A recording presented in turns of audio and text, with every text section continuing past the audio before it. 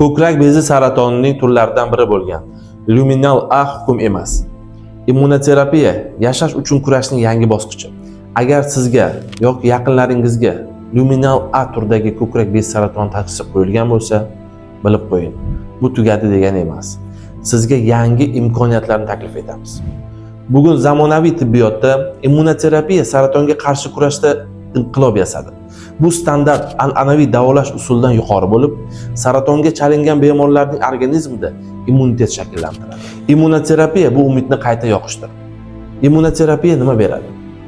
Saraton hujayralarini yashirinib olishga qo'ymaydi. Organizmda immunitet shakllantirib, kasallikka qarshi kurashadi. Qaytalanishning xavfini yo'qotadi. Yashash sifati va umidni oshiradi. Dunyo klinik tadqiqotlari shuni isbotlamoqdaki, to'g'ri tanlangan bemorlarda immunoterapiya hatto qiyin holatlarda ham yangi yo'lni ochishi mumkin. Eng muhimi to'g'ri tanlov. Immunoterapiya har kimga tasodifan qo'llanilmaydi. U chuqur tahlil, biomarkerlar va individual yondashuvni talab qiladi.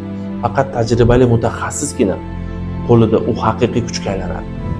Nega biz ilmiy asoslangan zamonaviy yondashuv, har bir bemor uchun alohida strategiya, faqat davolash emas, tushunish va qo'llab-quvvatlash hamda umid beruvchi, xolis va insonparvar tibbiyotda asoslanib ish ko'ramiz. Saraton hukm emas. Bugun harakat qilsangiz, ertaga imkoniyat ko'proq bo'ladi. Bepul dastlabki maslahatni olishingiz mumkin. Hozir murojaat qiling. Vaqt eng qimmat resurs hisoblanadi.